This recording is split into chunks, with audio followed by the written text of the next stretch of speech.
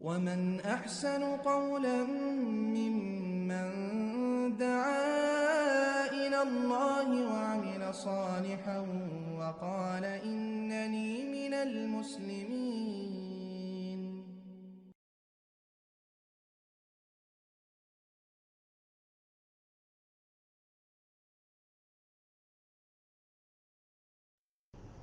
ওয়ালাইকুম আসসালাম রহমতুল্লাহি ওয়া বারাকাতুহু।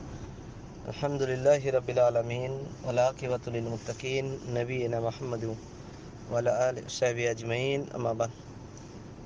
সম্মানিত এক ভাই জানতে চেয়েছেন যে আজকে বর্তমানে আলেম ওলামাদের তেনারা কতটুকু রাসূল সাল্লাল্লাহু আলাইহি ওয়াসাল্লামের আদর্শে আদর্শিত হচ্ছে। প্রথম কথা, যে এই ধরনের প্রশ্ন করা বা উত্তর দেওয়া এটা সঠিক নয়। তার কারণ হচ্ছে এটা গীবতের পর্যায়ে পড়বে। আমরা কোনো আলেমদের বলতে পারি না যে তারা এরকম করছে, তবে আমরা নিজের দিক থেকে আলোচনা করব।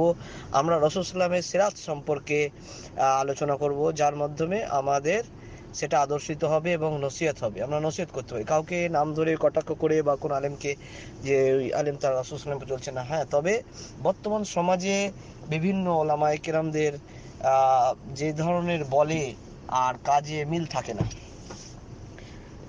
তার কারণ বলা খুবই সহজ, কিন্তু আমলে পরিণত করা এটা খুবই কঠিন।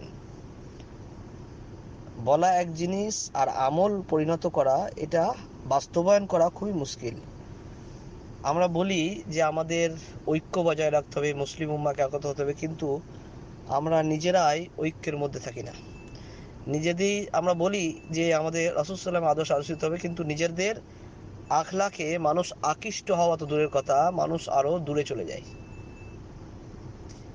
অতএব আমাদেরকে সর্বাবস্থায় মুহাম্মদ রাসূলুল্লাহ সাল্লাল্লাহু আলাইহি ওয়াসাল্লামের যে সিরাত ছিল, আয়েশা রাদিয়াল্লাহু আনহাকে যখন সাহাবায়ে কেরামরা প্রশ্ন করলেন যে রাসূল সাল্লাল্লাহু আলাইহি ওয়াসাল্লামের জীবনী সম্পর্কে আপনারা একটু বলুন, জীবনযাত্রা সম্পর্কে বলুন, আয়েশা রাদিয়াল্লাহু আনহা এক কথায় বললেন, সে মুসলিমের হাদিস, যে রাসূল সাল্লাল্লাহু আলাইহি ওয়াসাল্লামের জীবন ছিল যেন একটা চলন্ত কোরআন। তার মানে আল্লাহ সুবহানাহু ওয়া তাআলা রাসূল সাল্লাল্লাহু আলাইহি ওয়াসাল্লামের সিরাতকেই কোরআনের মধ্যে সংরক্ষণ করেছেন। কোনো নবীর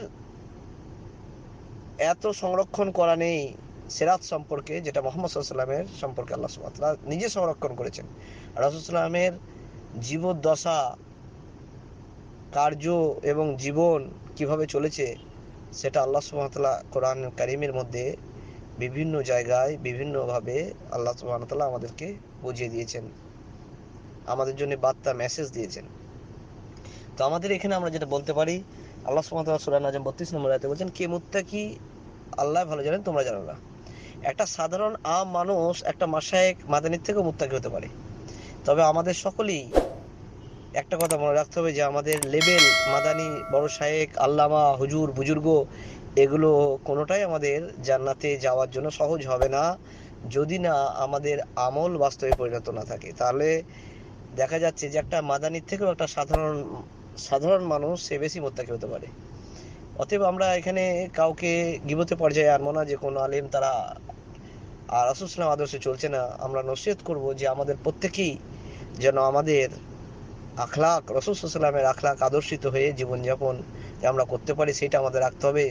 যে কারণ উম্মতি মুহাম্মাদি আমরা, রাসূল সাল্লাল্লাহু আলাইহি ওয়াসাল্লাম শেষ নবী, আর নবী আসবে না। দাওয়াতের কাজ, রাসূল সাল্লাল্লাহু আলাইহি ওয়াসাল্লামের উপর যে কাজ ছিল সেই কাজ আমাদের উপরে এসেছে। তাহলে রাসূল সাল্লাল্লাহু আলাইহি ওয়াসাল্লাম যেভাবে আখলাক দেখিয়েছেন, হিন্দু, মুসলিম, কাফের, মুশরিকদের সাথে যেভাবে তিনি আখলাক দেখিয়ে দিন প্রচার করেছেন, আমাদের সেই ধরনের আখলাক দিতে হবে। আজকে আমাদের একটা কথা দুবার জিজ্ঞেস করতে গেলে আমরা রেগে যাই। আর রাসূল সাল্লামকে মসজিদ নববীতে 5 বার এক কথা বলেছে, রাসূল সাল্লাম রাগেননি, তাকে সুন্দরভাবে নসিহত করেছেন। কিন্তু আমাদের একটা কথা দুবার বললে আমরা রেগে যাই। তো এই ধরনের আখলাক থেকে আল্লাহ আমাদের হেফাজত করুক। আল্লাহ যেন আমাদের প্রত্যেককে রাসূল সাল্লাল্লাহু আলাইহি ওয়াসাল্লামের আদর্শে আদর্শিত হওয়ার জীবনযাপন করতে